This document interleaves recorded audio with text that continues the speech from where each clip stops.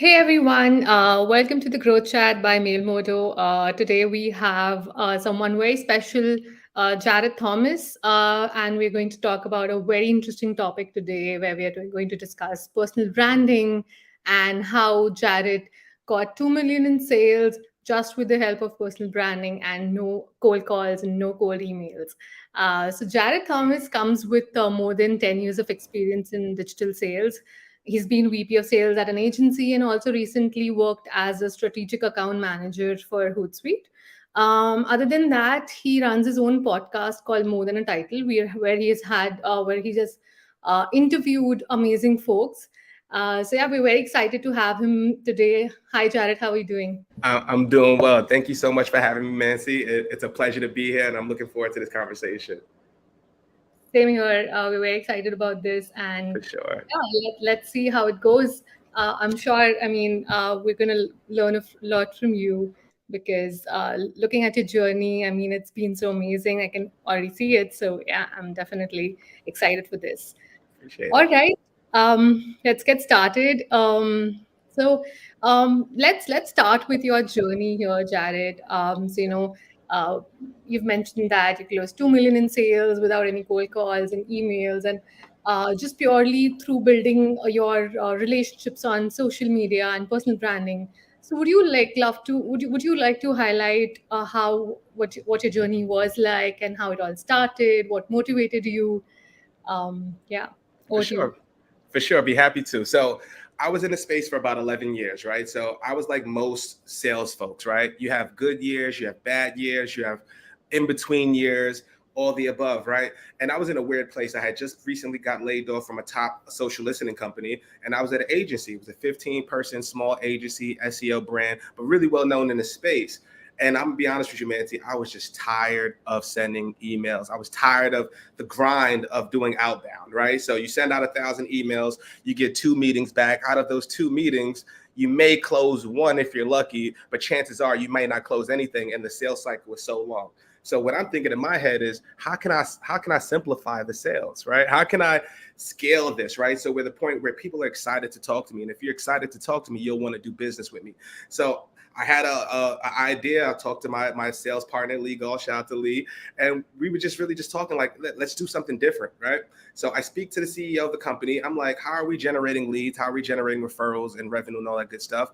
And he said mostly through word of mouth, right? He's on Twitter. He has 50,000 followers. He's big in the space. He does a lot of keynote speaking. And then as soon as I heard that, it was like, bing, light bulb went up. It was like, okay, it's not those 1,000 emails that I'm gonna send that's actually going to get those meetings, right? Because I'm a marketer at heart, but I'm a salesperson. So out of those 1,000 emails, for the 2 yeses I get, I'm thinking about the 998 people who think I'm a jerk.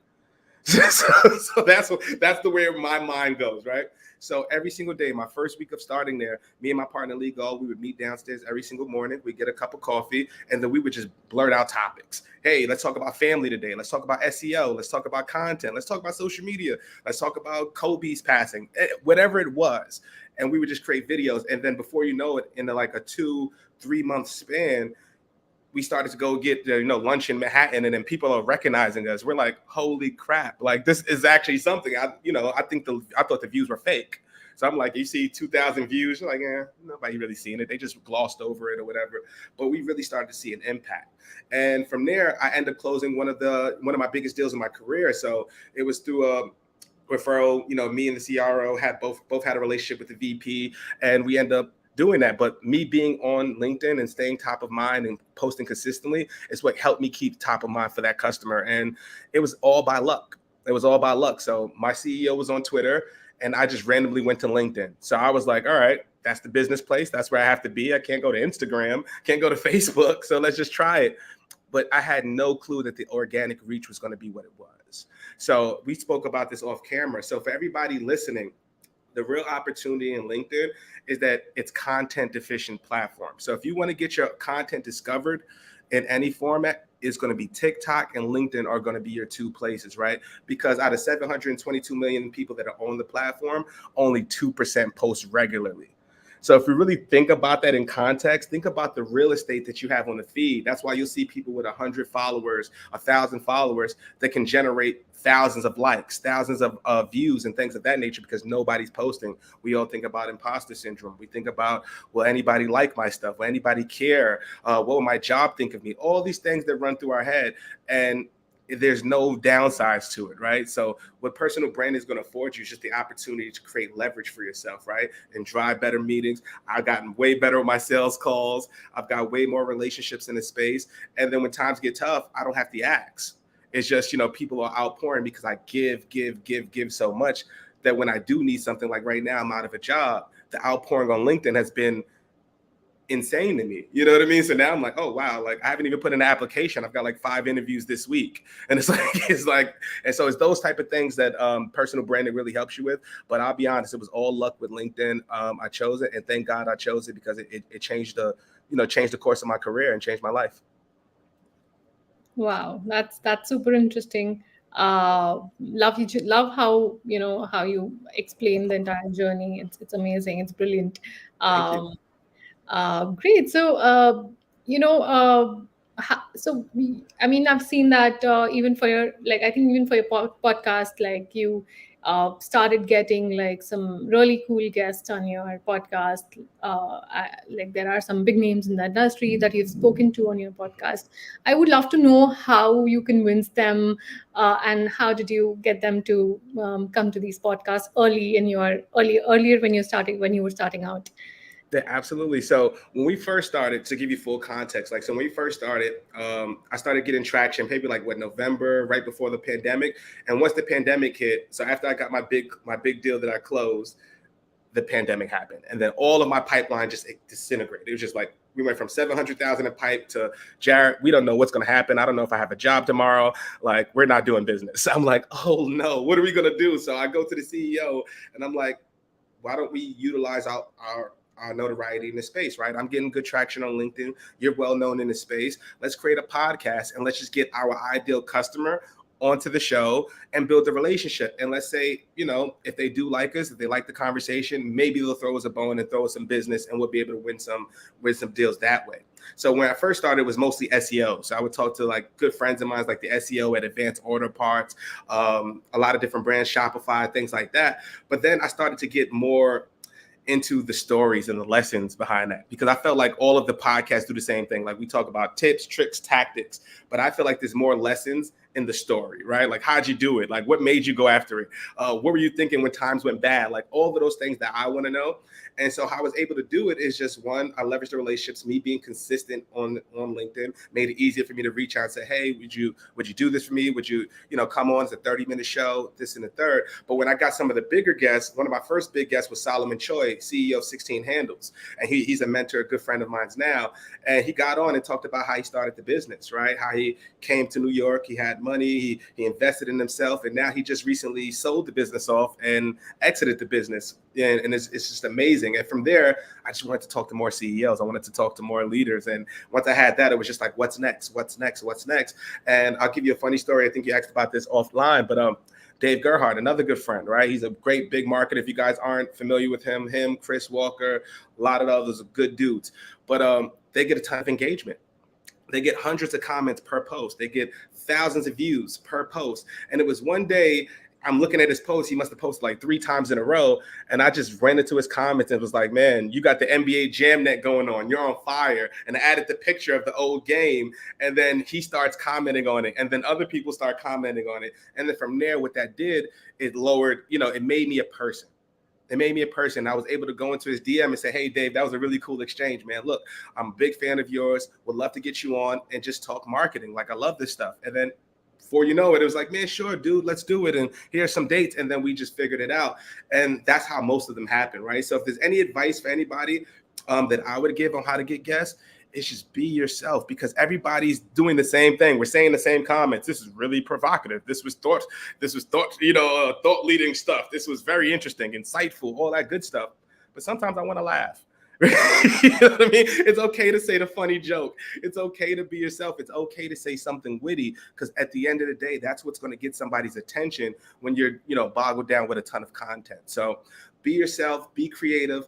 And then another thing for me was just the consistency. I know one time I interviewed the CEO of Rap Snacks, James Lindsay, and he told me on the show, he was like, look, I don't talk to nobody. I don't do any interviews. I don't do these things. But what I did is when you reached out to me, I looked at your LinkedIn, I looked online, and I search you, and I see that you're doing the right things. I see you out there, you're putting yourself out there, you're working hard. So of course I'm going to show you love, and I'm going to come give you, 30 minutes of my time. And that's what it's been. And from there, we interviewed the CEO of Revolt, head of Shopify, Spotify. We've got some great guests coming on, and CEO of Revolt. So many. We had Van Jones shout us out on our 1 year anniversary, which was really cool. He made a video shouting out the podcast. So all of those things were just by building relationships. Giving, staying consistent on the network, sharing my personal story, sharing my experiences in the workplace, anything that happens in my life. LinkedIn is my personal diary, and it allows people an opportunity to follow along the journey. So when something cool really does happen, you're already a part of it. You feel like you're connected to me in a different way versus me just being, Jarrett, the salesperson who's only going to DM you when I need something. So always provide value, and if you give, that love will be reciprocated, and people will show you love, and that's what's worked really well for me. Wow, I think you put a very nice perspective here of LinkedIn being your personal diary. That's Yeah. really interesting to put it that way, because then you're more open. You're just writing your thoughts there, and you're not really thinking what people would react like, and you just like being more transparent that way. Because when you start thinking more of how people would react to it, I think that's when you sort of constrain yourself from just going out there and just talking. Yep, you just have to. I used this line one time, but LinkedIn, you got to look at LinkedIn as the world's biggest networking conference, and every day you get to be the keynote speaker. It's your platform, right? So it's Yeah. your thoughts. It's what you want to say. And if you have the stage, what is your why? Right. And that's what a lot of people don't say. They're like, man, what is my brand going to be about? What is that? My why is that I want to be my authentic self. And I want to show other professionals, especially Black professionals, that you can be yourself, right? That you could wear the hat, you could wear the hoodie, you can be hip hop, and you can still be damn good at your job. Because when I was young, I didn't have that. It was just like, hey, to get a VP or CEO or C-level status, I had to be in this elite group, and it's like I didn't have it. I don't know nobody. I'm from the Bronx. I snuck in the back door to get into sales, and it was like that's really how I felt. And my goal is to give it back. I want somebody who's the young 22 version of me or themselves or whatever the case may be that's saying, look, I can do that. I can get a cool guest. I can start a podcast. I can be myself in these spaces, and I can be successful. So that was my why. And once you guys figure that out and be consistent, and once you see the value and impact you're having on people's lives, it becomes part of your life. Totally. Great. So moving on, I mean, from this, I just was thinking, how do you think introverts can go about building their personal brand or being transparent? Because I think for an extrovert or, with that personality, it's easier to sort of just be open and go out there and just talk whatever you have in your mind. But I think with that introvertish personality, even if you want to build a personal brand, but it gets a little difficult for you to just start out. At least when you're starting out, it gets, I think, a little difficult. I think from my experience, I can totally say that. Mm-hmm. So what do you think? How can one introvert go about that? I think I think it's the same for introverts. It's everything is a mindset and our perspective, right? So speaking to a lot of the CEOs, and a lot of people that I've been able to interview and develop relationships, the only difference between us and them is that they actually took the risk. They actually had the mindset to be optimistic and think glass half full versus glass half empty. So while you and I may be thinking, oh man, like what do I do? I'm kind of shy, I'm kind of nervous. But you got to take the risk, and the risk is what gets the reward back. So even if you're shy, a good way to build your audience is engage with other people's content. Even if you don't know what to say, join the conversations of other creators and be in the comments. Be a known person in that space, right? If you see Dave Gerhardt, comment. If you see Chris Walker, comment. You see Alex Sheridan, myself, anybody who's in that space that you support, just be in the comments. And that should give you enough, at least ammunition, to come up with your own content strategy, because you see it all over the place. There's content all over. We go drop our kids off at school, that's content. We go log in our computer, that's content. What our process is to get ready before a meeting, that's content. Like everything is, right? It's just what are we willing to show the world? and just be yourself. Just put yourself out there. Some posts are gonna hit. We all think the same thing. We've all dealt with it. I've had times where I'm like, oh man, I only got a couple hundred views on this. Am I losing it? And what am I doing? And even, is this thing on here? Is anybody listening? But you have to just get through that. You have to get through that, and just remember that it's always, just because somebody doesn't like your post or engage with your post doesn't mean that they don't like it. And I think that's the most important thing, right? Like, I've had people reach out, VPs, go in my DM and be like, hey, Jarrett, love your stuff, been following you for 2 years, and I want to do business with you. I've got this amount of budget. This is my problem. Can you solve it? Never liked the post. I didn't even know you existed. But you don't know the impact you're having on people. So by the time me and that person had the conversation, once I got on a sales call, I wasn't even selling. It was just like a friend, like, Jarrett, you're so cool. Imagine speaking to your favorite YouTube creator, and you're like, man, I watch you every night before I go to sleep. I listen to all your stuff. And now I'm finally here with you. You're just going to be so excited, and it's going to change the entire course of the conversation. So that's what I try to do. And that's what's really worked. So, so any introvert out there, join the conversations, piggyback off the backs of these creators. There's topics all over the place. Another good one is the LinkedIn news. So if you're on desktop, you see on the right-hand rail, LinkedIn puts up topics every single day, at least 4 to 5 of what's trending on the network. You can start there. And if you get picked up by the editors, I've been picked up by like at least 2 or 3 times. Those posts usually have 30, 40, 50,000 views because people are always going to there to see what other people are saying in the network. So follow hashtags, join the comments, and just don't care what anybody says. This is your story. And anybody listening, your story is important. I don't care if you got fired, laid off. I don't care if you were the worst salesperson ever. You can't get a sale to save your life. Put it out there. People will be willing to help you. And people will resonate with that because everybody's a superstar on LinkedIn. If you just be honest, people are like, man, that's really cool. I felt that. I went through that. I can see that. And now I want to support you. And then from there, it just compounds like interest. And next thing you know, you're like, wow, I have all these friends and didn't even know how this happened. Yeah, I think you put out 2 great points there. Of course, one is that you just gotta start by commenting on other people's posts and reacting or just talking there, and also that it doesn't matter. Like people won't like it, but still they're seeing it, right? So that matters, I think. That's it, for free too. Where else can you, like, I just this year I think I've generated 1.5 million impressions on LinkedIn. Where can you do that? If I was to pay for that, that would be thousands of dollars. So this is a billboard. Once again, it's like the biggest conference or the world's biggest highway. And my billboard is fume. Cars are just zooming past. Whether you look up and see it or not, subconsciously, subconsciously you see it. And so when I reach out to you, I'm not a stranger. You're Jarrett. I seen your stuff. What's going on? How can I help you? And then that's it. Yeah, I can totally relate to that. I think perfectly said. All right. So, I mean, we've spoken enough about, personal branding from an individual point of view, I think, till now. Let's talk about for an organization, how do you think when personal branding is beneficial for an organization? It amplifies your message. So done are the days where, brands can just say whatever, put up their webinar, their blog and all that stuff, and they collect the emails and they just print dollar bills.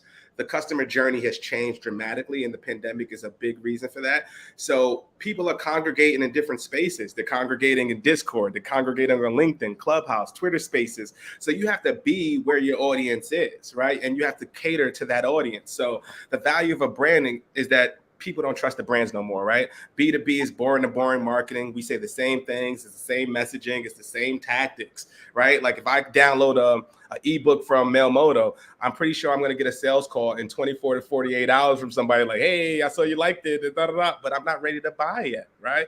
And that's what really happens. So the value of the organization or value of personal branding is that, one, a person like myself, yourself, can amplify the message, those blogs, those webinars, right? All those content that you have on the website, you can break that down into bite-sized chunks and make it a post and make people come back. And then that drives more traffic to the website.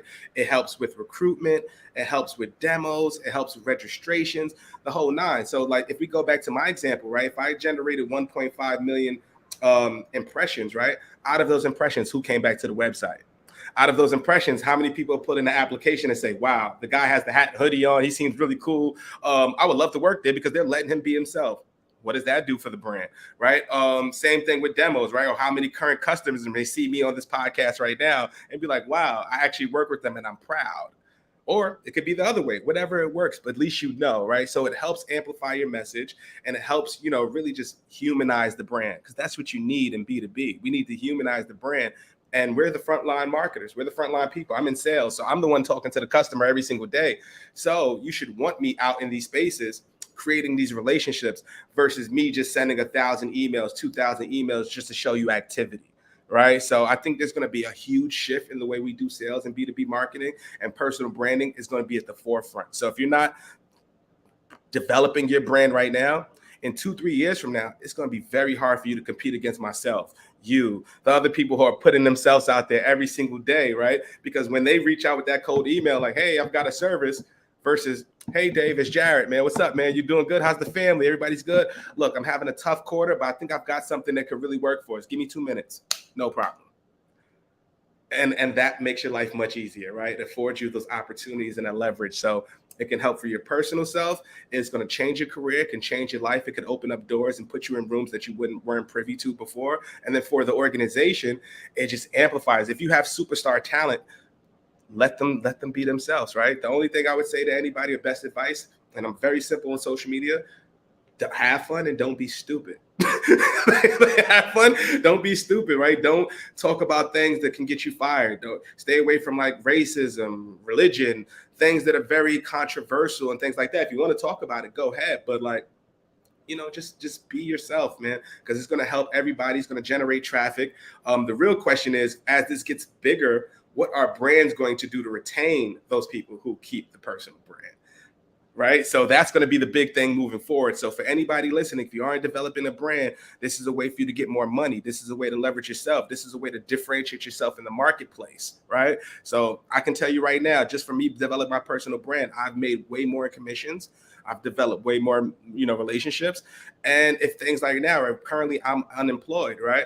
But I can do whatever. The world is my oyster. I can go work over here, could work over there, could work over here, could call a friend, phone a friend, like millionaire. I can do anything, like however you want to do it, right? So there's a benefits across the board. And for the organization, you should want that, right? Because that's what's going to draw your customers. They want to hear from us, not from you and not from corporate.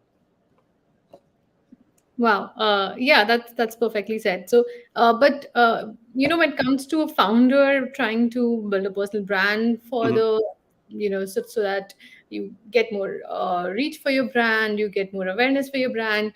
What do you have to say for them, for the founders here? For the founders, I think they need to be more personable and they need to humanize themselves as well. I think there's some great examples of C-level executives that are really taking the charge on LinkedIn. And then there's also examples of like C-levels that are kind of getting it wrong. A perfect example. Did you see that thing that happened about a month ago, the crying CEO? Did you see that? No, I think I don't recall that. So it was a viral moment. So it was a viral moment. So it was basically a CEO of some company was on the LinkedIn news. It was like, it went viral. So the man basically had to lay off like 20-30% of his staff. And so he put up a post of him crying, like with, Yes. with him actually in tears. And it got like 31,000 likes. But the problem was people thought it was just for clout. People thought it was just for the reach and the views. And like, man, you're on here on LinkedIn crying. You should be doing more to save their jobs and doing things like that. So it can work in both ways. But the best thing for executives is just be transparent. Talk to your, your audience, right? If one of my CEOs did something really cool on LinkedIn that was really creative, it's going to make me proud to work there. Right. So that's going to help with retention. If you have a clear vision for where the company is going and you're constantly putting that out to the world, I'm going to feel confident in your leadership. So I'm going to stay longer. Still helps with retention. And then all the other things. Right. So, and plus your customers want to hear from you. What are you doing? What are you going to do if I'm a customer at Hootsuite or wherever place I'm at? Right. We want to know, what are you doing as if I'm a customer to help, to make me feel valued. So put yourselves out there, put yourself, going to take the kids to school. What is a day in the life as a CEO? What do you do from 9 to 5, right? How do you balance and juggle your meetings? How do you deal with mental health? All of those things are very real topics that you could be speaking about versus you just sending a blog out or sending a webinar that says, hey, this is my company and come join. Nobody cares about that nowadays. So be yourself, tell your story, and that's what's going to drive real business.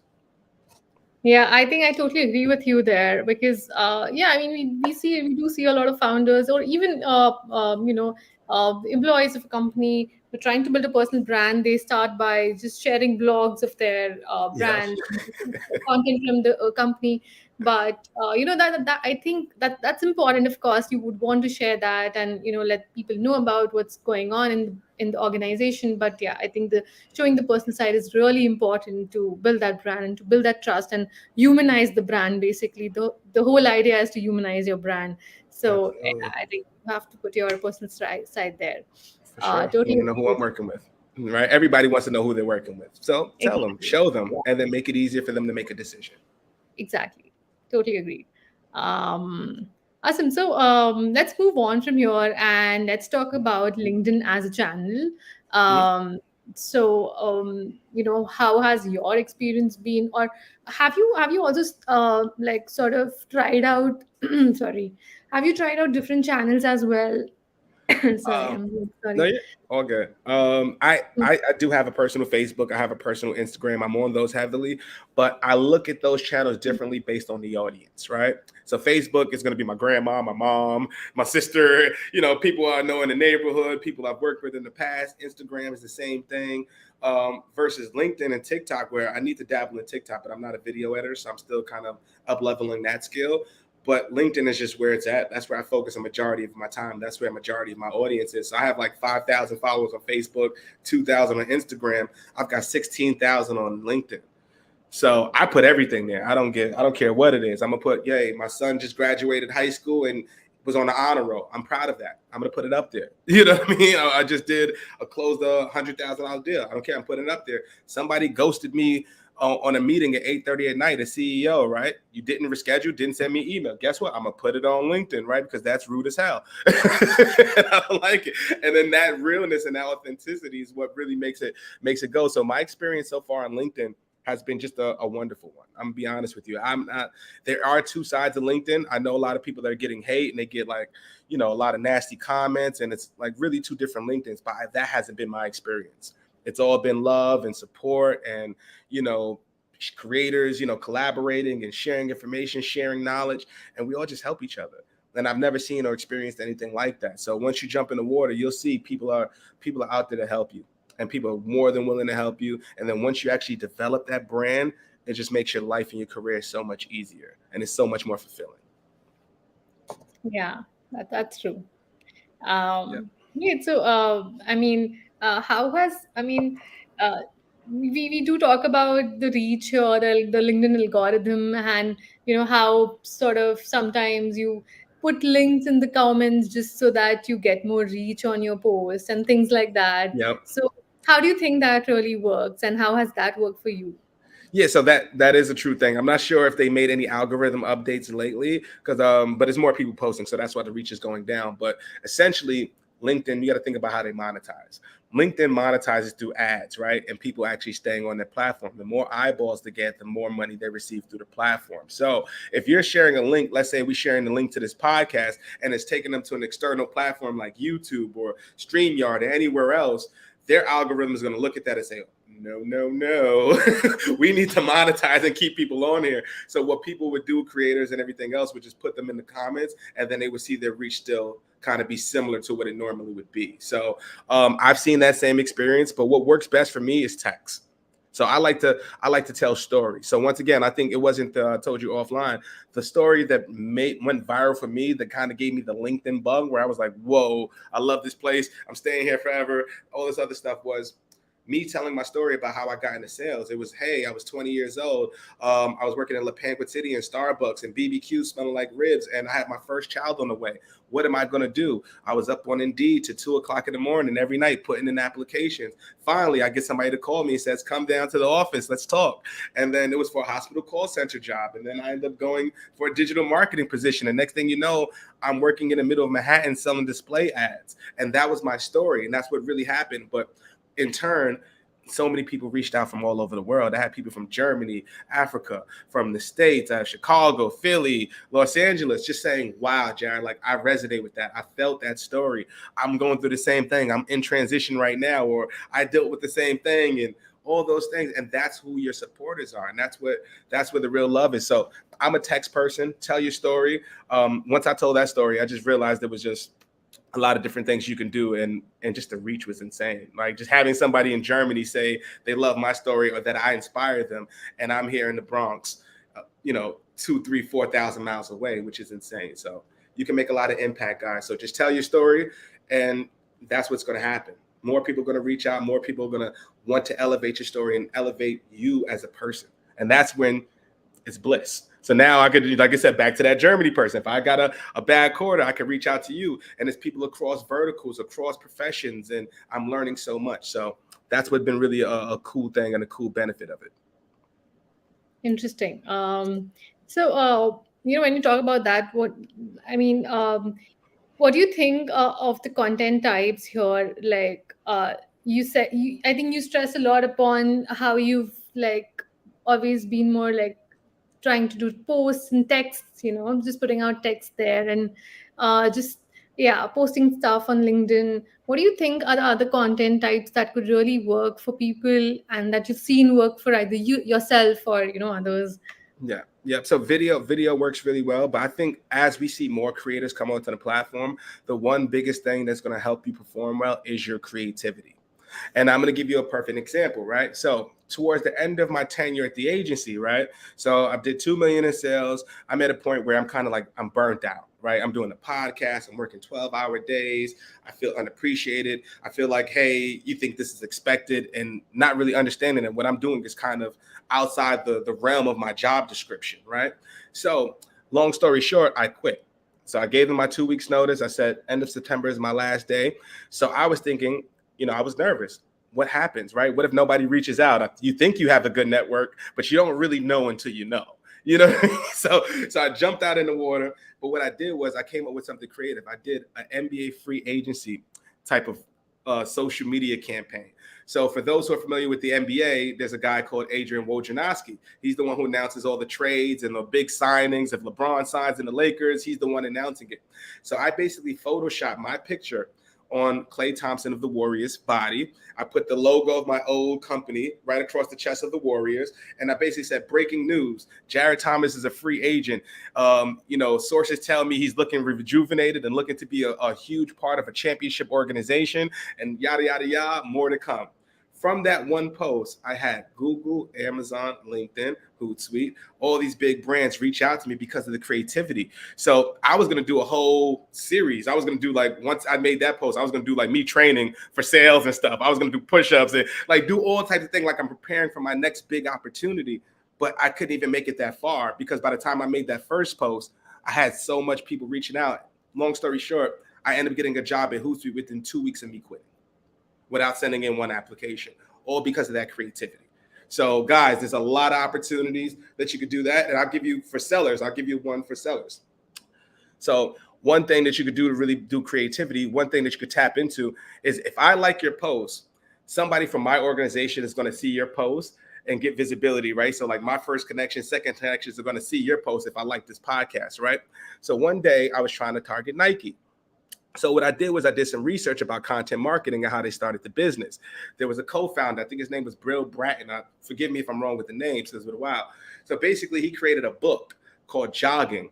Sold 3 billion copies, right? And that's how they started the Nike business, because once they sold their first running shoe, the book was all about the benefits of jogging. So if I'm telling you about the benefit of jogging, here's this shoe that can help with your soles and your heels and help you with your posture and all that other stuff. And that's how Nike got sold.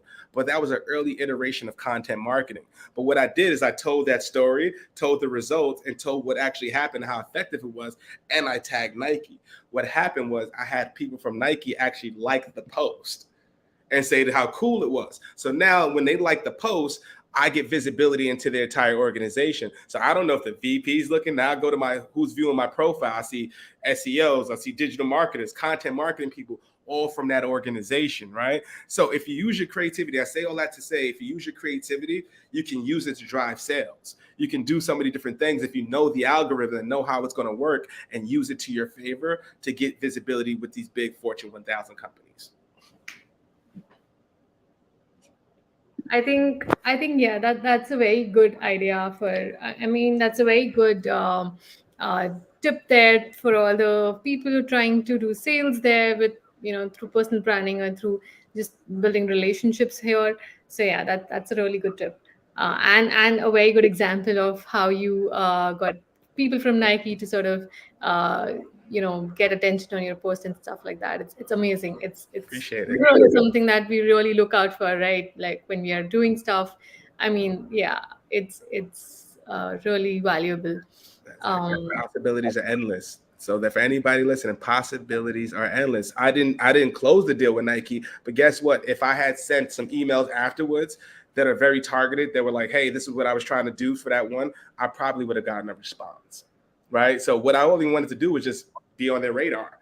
So, like I said, so the radar, I don't sell, I don't go into cold DMs, I don't pitch, I don't ask anybody for anything.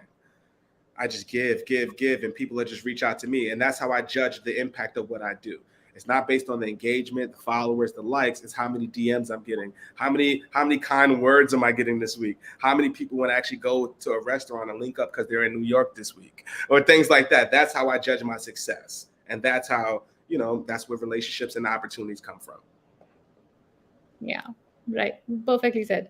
So, yeah, I mean,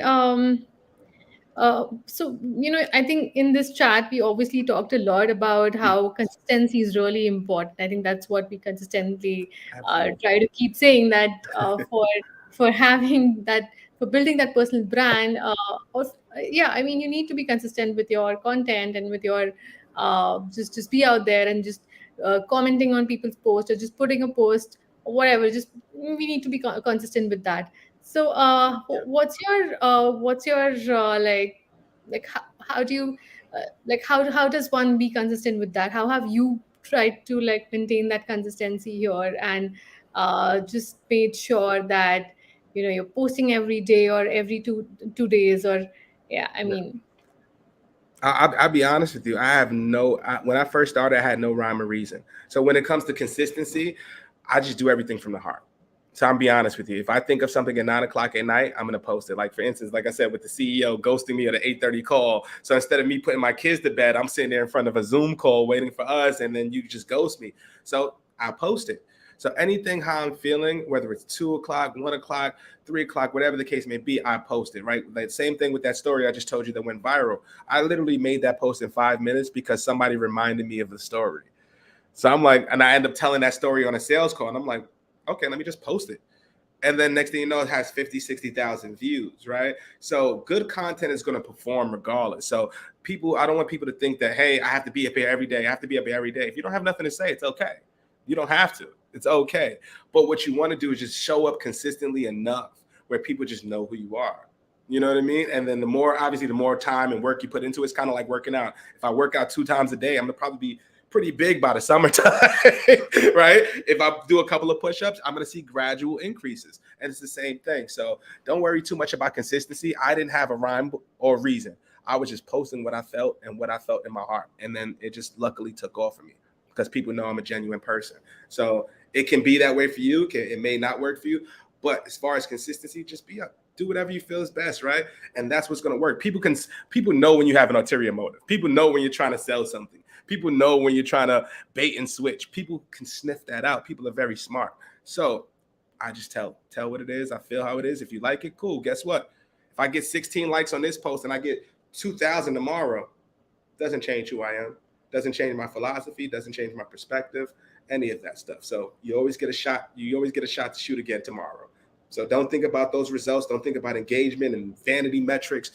Do what you feel, and then you'll see the results. yeah. So do you think like these likes or comments on these posts that you put up, they give you the motivation to sort of be consistent or post the next time, or just go out there and just post something? Do you think these gratifications that come along with your post, that instant gratifications, do you think that is something that motivates you or that could motivate people to just post consistently? Absolutely. I think everybody gets hit. Every creator I know has been hit with the LinkedIn bug. And what I mean by that is that one post that you're like, holy crap, like this is amazing, right? Because like you said, if you're on Instagram and Facebook, you see your views, then a couple of hundreds, right? You go to LinkedIn, they're in a couple of thousands or hundreds of thousands, right? And when you get that, everybody likes the dopamine hits. Everybody's like, whoa, I'm viral, I'm 2,000, yeah, people know me, they know me. And everybody likes that. So I'm not going to sit there and fake it that I don't, but I don't put too much into it. If you like it, you like it. If you don't, you don't. But I know I'm going to show up again tomorrow, and I'm going to show up the day after, and I'm going to show up again, because once again, it's my stage. And if you don't like me, mute me.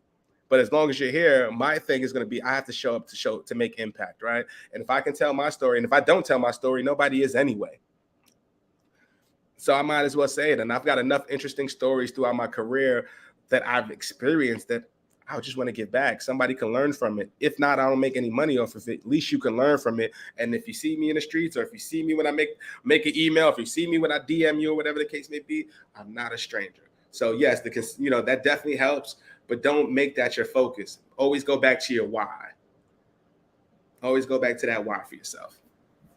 So the next question I was gonna ask you was about the mistakes that people generally make. But I mean, of course, I keep hearing from you this one obvious thing that you should not focus on the likes or comments or how people are reacting to your post that you're putting up while you're trying to build that personal brand. So I'm sure that is one of the mistakes that we make while building the personal brand, and we're like only focusing on these vanity metrics. What do you think? What else could be like? What you've seen, like people make mistakes that sort of not help them build that personal brand or something, like, yeah, what are the mistakes on the way that you've sort of seen probably? It's a great question. I think the biggest mistake is that we forget it's just LinkedIn. Just social media. It's literally just LinkedIn. It's not that serious. It's not that bad. It is literally just LinkedIn. You get a shot tomorrow. And I think that's the biggest thing. Once again, go back to that stat. Out of 722 million people, only 2% post consistently. That means we're all thinking the same thing. We're all in our heads. But guess what? We're all professionals and experts in what we do. So, you know what I mean? I think another big thing that I think a lot of people do is they focus on value. And I hate the word value because it's subjective to the reader, right? So you may put a post out, Monsi, that's like, hey, this is a personal branding thing, or this is about SEO, right? I might be in the finance space and I might not even understand, but once you put it in a way that I can get it easily, I learned and I got value from it. But if I'm an SEO who's been doing it for 20 years, your post is not going to be as valuable to me as it was to the finance person. And I think that's the problem. We put too much focus on how can I be valuable, when really me telling my story about how I got into sales was valuable for somebody who who was just getting into sales. How did you navigate that? Or I'm about to have my first child and I'm unemployed. Oh, really? That's what you did? I'm going to try it. And that's valuable. So don't think about, doing that. Just do what feels right for you. And that's what's going to end up working out. And then also go back to your other point. What was that first point? You made a great point about what were some of the mistakes. What was the first one you said? Yeah. So focusing on the reactions that people have on your post. Yes. And the vanity metrics. Yeah. Yes. And the reason why that's a big mistake. So just to break it down for all the listeners, you can't attribute that anyway. You really don't know. Like, first of all, LinkedIn analytics are just so-so. They don't give you a full picture of what's really happening. So if I get 15,000 views on this post, okay, cool. What happens, right? There's no way for me to track to see who went to Hootsuite's website or any company's website. There's no way for me to track, who put in an application for a job, any of those things, right? And trust me, I was trying.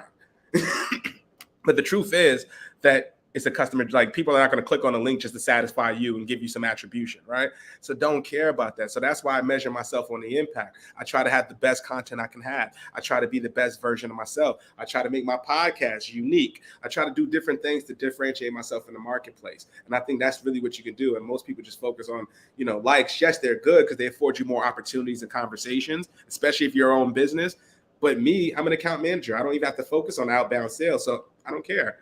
I just want to help people. And if I can help you, that's a win for me. And if I helped you, more than likely, you're going to help me back later down the line. So, and also don't focus on monetization is cool and all that. But I would say another big mistake is people try to sell before they develop the relationship.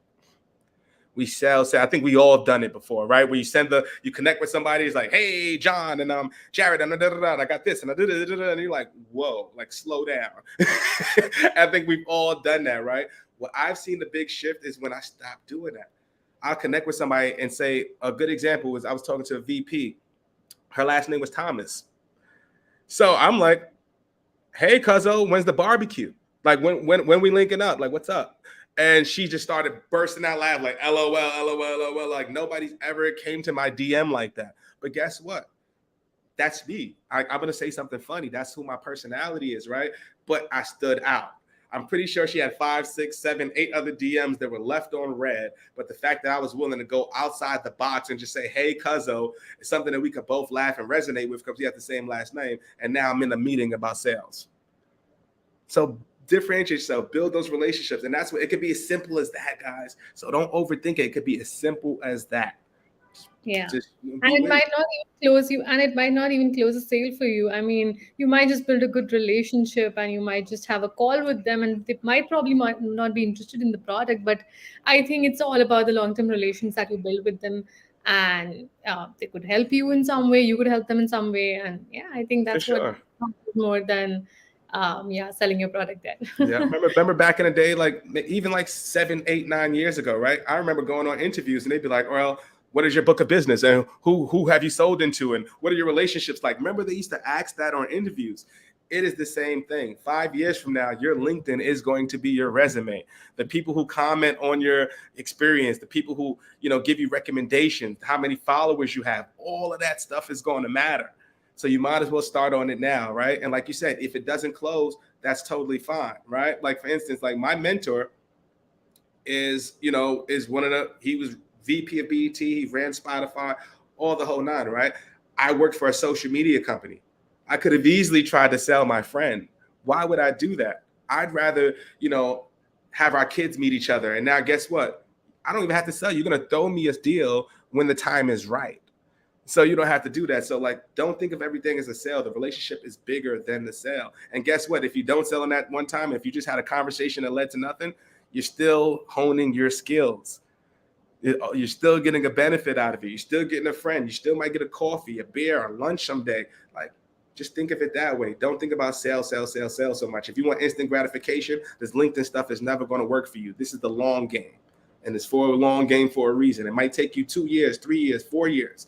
But guess what? When it clicks for you, it's going to change your life. And I can promise you that. Yeah, that's true. So we don't have really any questions here on the comments. All right. So I would just I can have like one last question here before we close. So I For was just sure.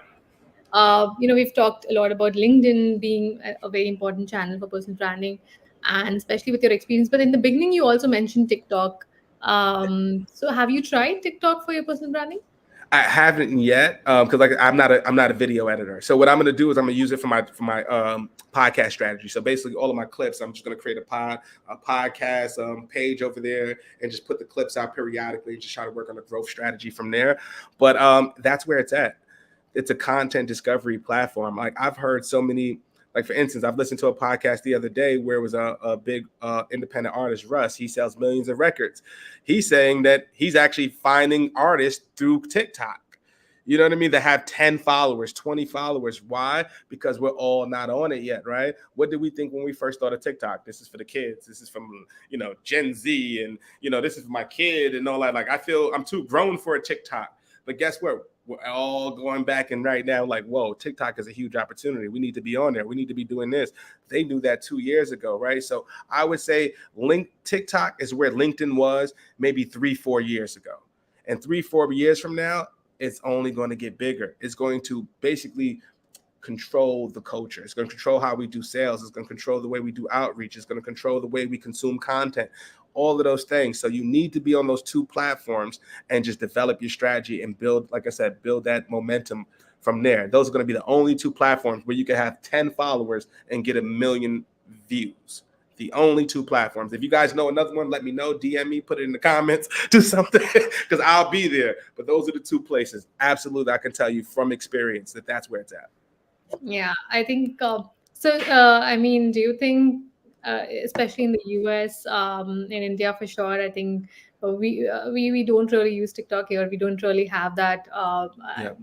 It's not accessible in India.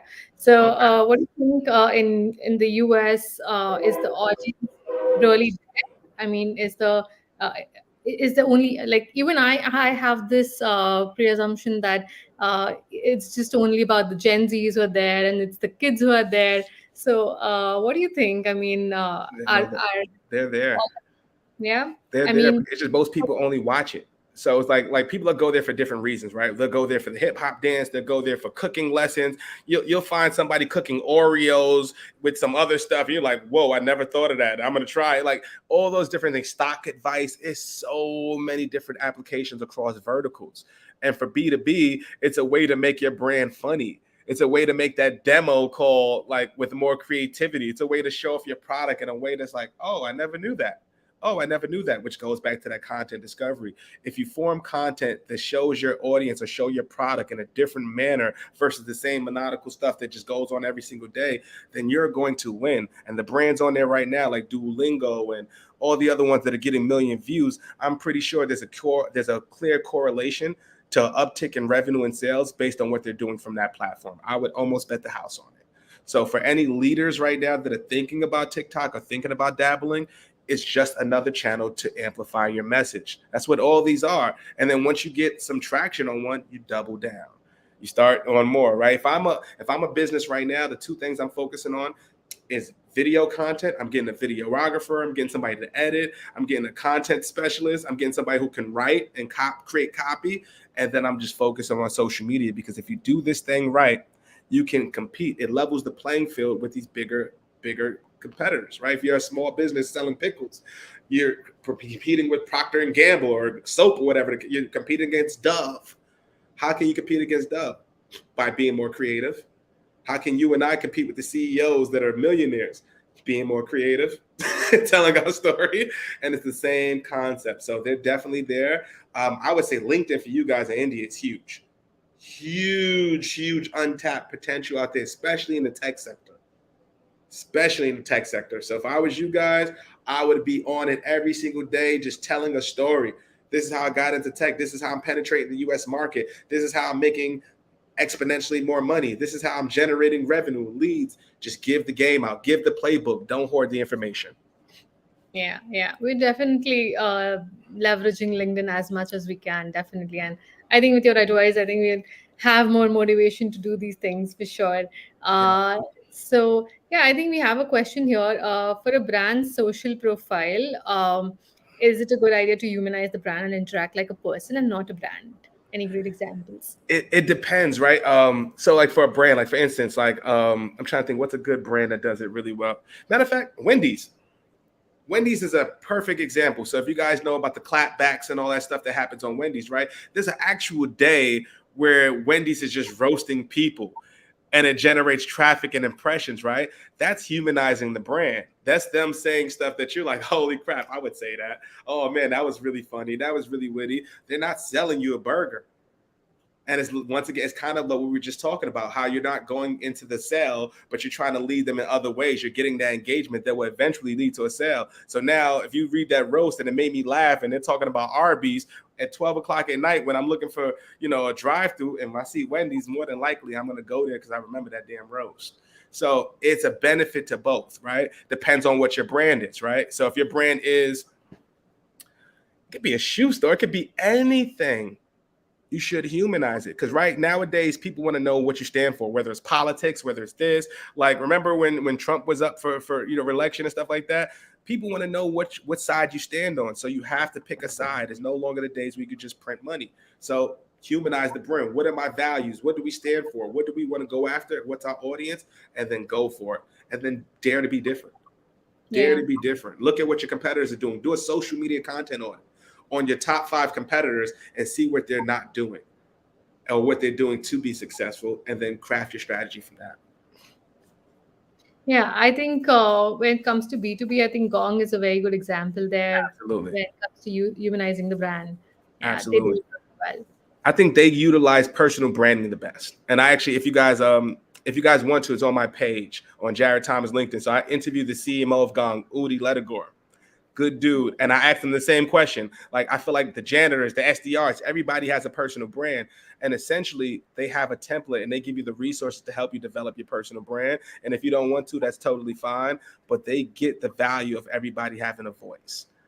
And that's and you see what they are now. They went from what? I think their valuation is 7 billion now. I'm pretty sure social had a big play on top of it being a really great product, but social had a big part to play. Yeah. Yeah. Awesome. I think we've come to the end of this chat, and we had a lot of fun chatting about this. I think we can go on and on, For and I sure. think there'll be a lot more to talk about this here. We don't have any more questions here. We do have some comments. Devashish is just appreciating how you're being yourself here, and love your personality. So yeah, that's a compliment for you there from Devashish. Thank you. Um, yeah, even I think it's really cool how you don't have those books in the background and those I No, mean you just be yourself. So that's really great. I think I mean I that's appreciate really it. yeah yeah. That's what it's about. And So it's about us building a relationship. And I appreciate you, Mancy, for giving me the opportunity here. Thank you for everybody listening. I'm looking at the comments now, guys. That's funny. I appreciate everybody. If you guys want to connect with me or Jarrett Thomas on LinkedIn, I'm probably the most accessible person ever. So if you have questions, anything like that, you want to laugh, shoot the shit, whatever you guys want to do, I'm here. But I thank you guys for having me. And I wish everybody else a bunch of success. And let's make it happen. Build your brand today.